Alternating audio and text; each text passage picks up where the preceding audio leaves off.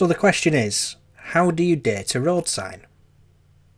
Well, you ask it very nicely, take it out for a nice dinner, and there you go, you have dated a road sign.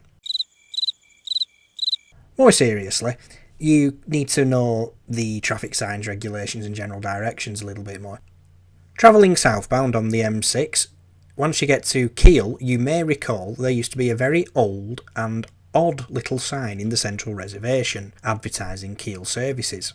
That sign is sadly no longer there, having fallen off the posts that were supporting it in spring 2024. However, thanks to the efforts of a few enthusiasts who have connections with the highways industry, the sign has now been preserved and can be found in a museum.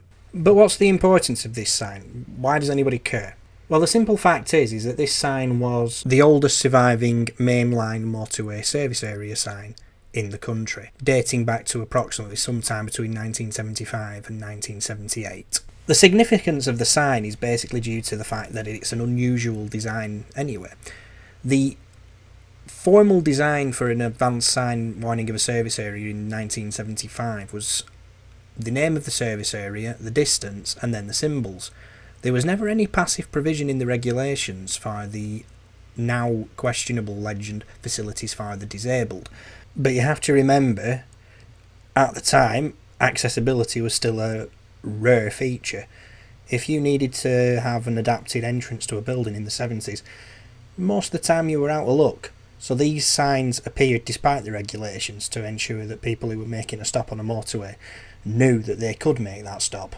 Incidentally, before you ask in the comments, the reason why I don't like the phrase "the disabled" is because it's somewhat othering. I just use the saying "disabled people."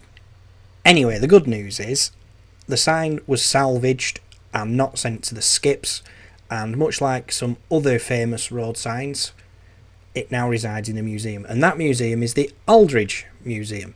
And you can thank Matthew Sparks from the Society for All British and Irish Road Enthusiasts for taking the steps to ensure this sign was saved.